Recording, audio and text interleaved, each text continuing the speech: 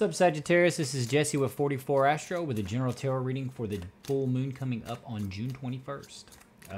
This full moon is going to be at 9:07 p.m. Eastern Standard Time.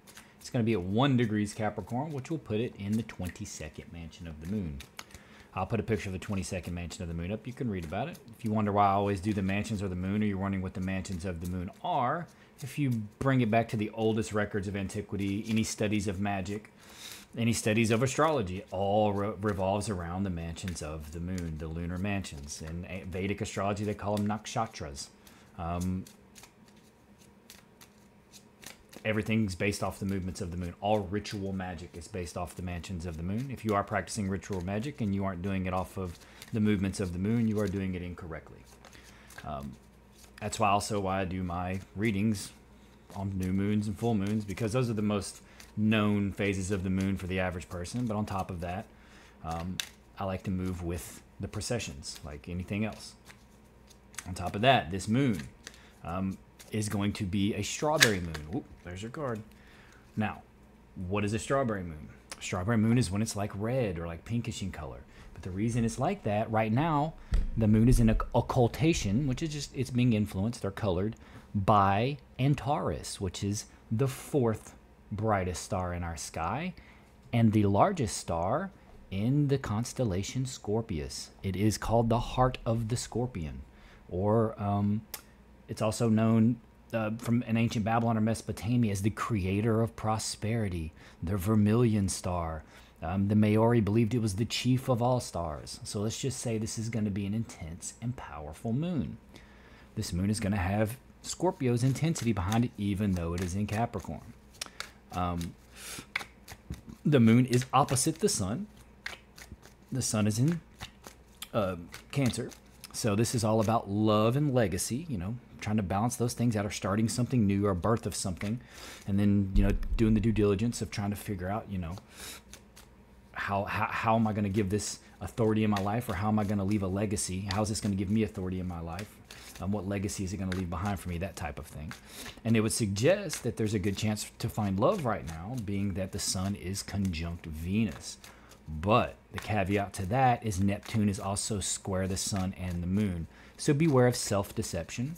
Like, it may seem like you want something to be a certain way, but it's just not possible, that type of thing.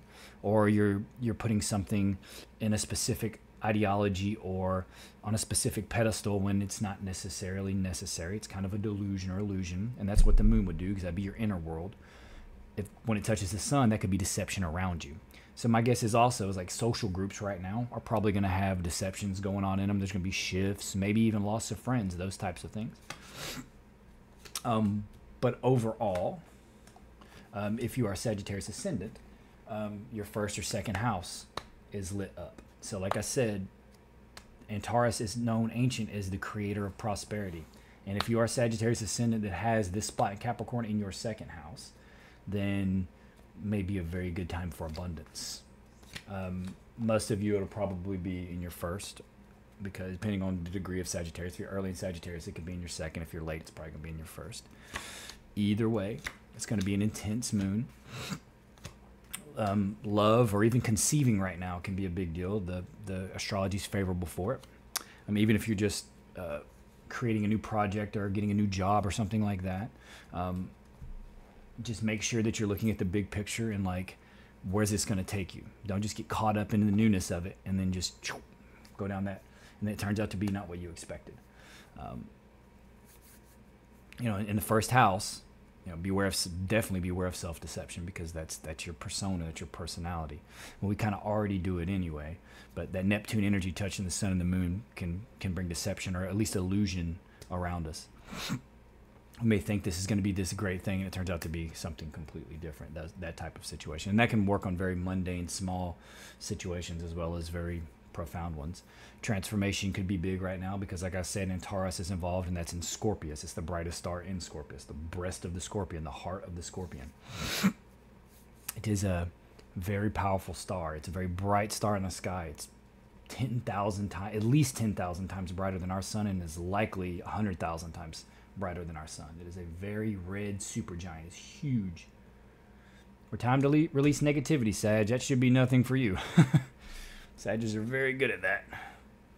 Might get mad in the moment, but you'll be over it very quickly. This is the core of the reading, the happy home card, like feeling content, having on. You have multiple 10s. It suggests the completion of something. You're crowned by the, the inheritance, the big money.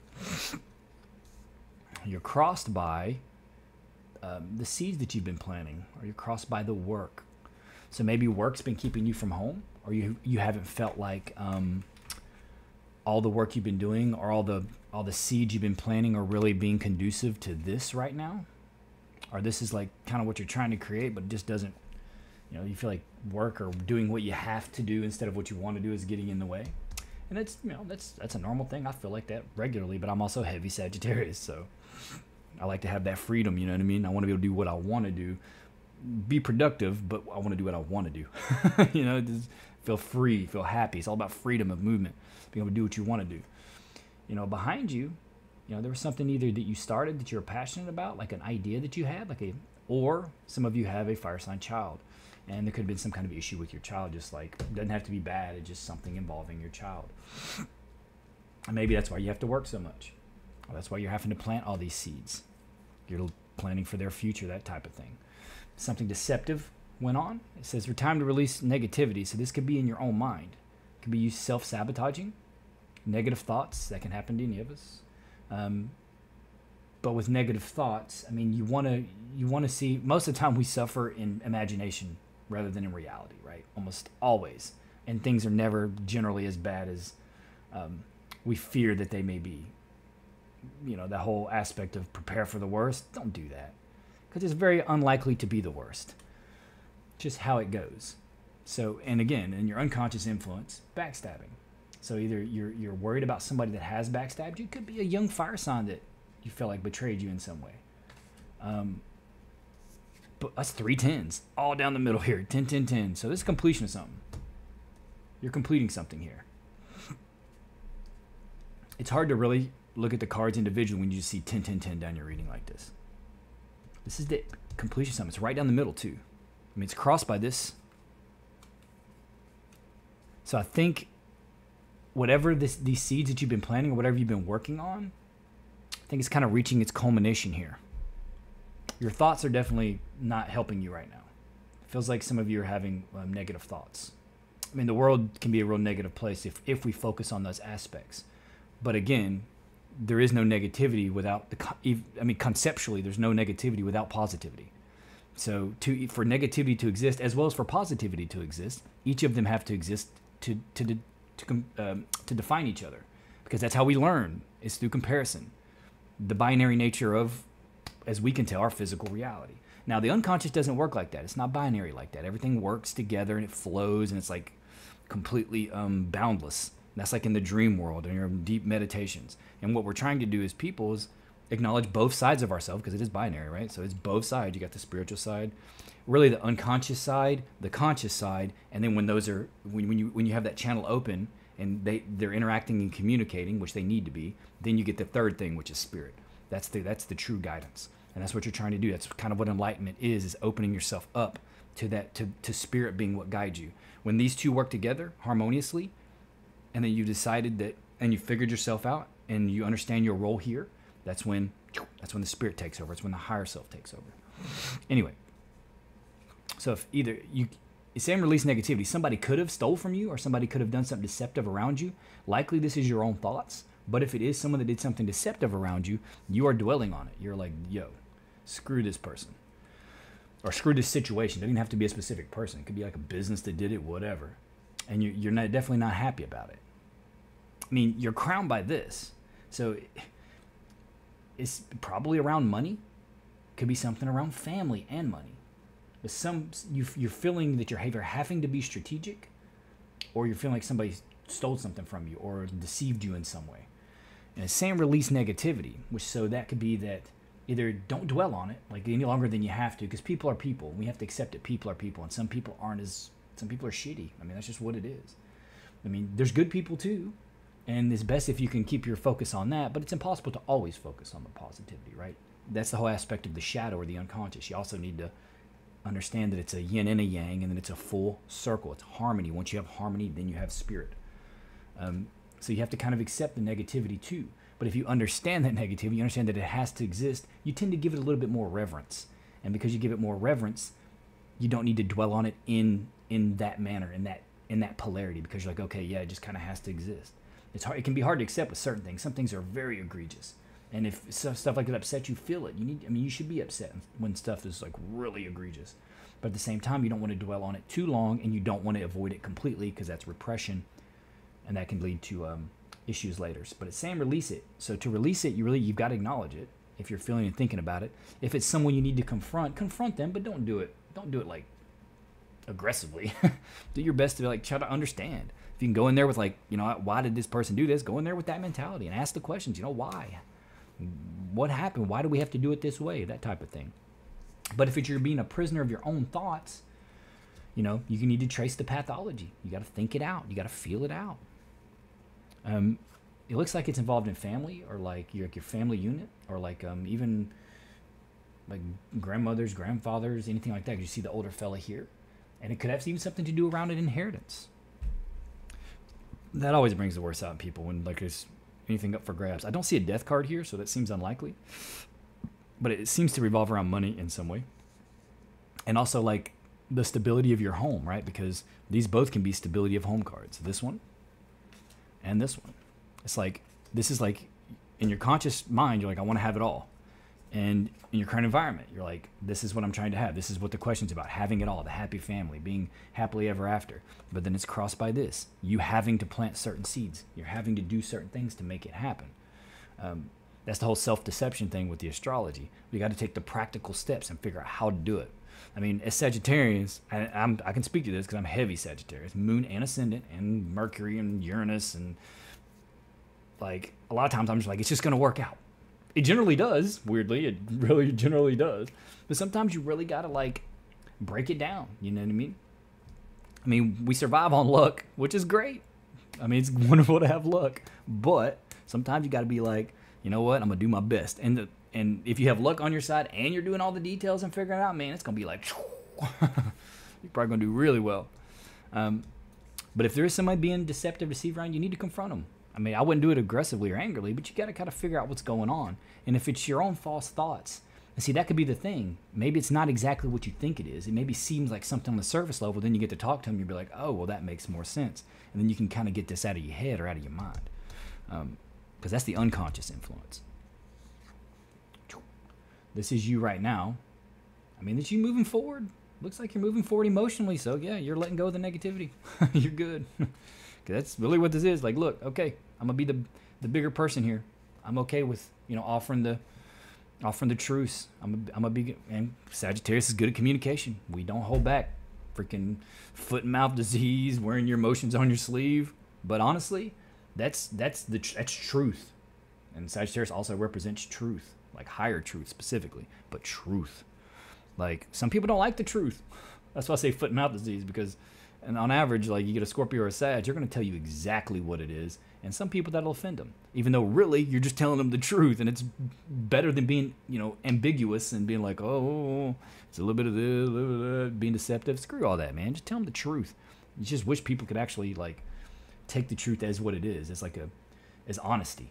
Like, even if it's not what you wanted to hear, at least it's the truth, man. And truth is, like, the most important thing, in my opinion.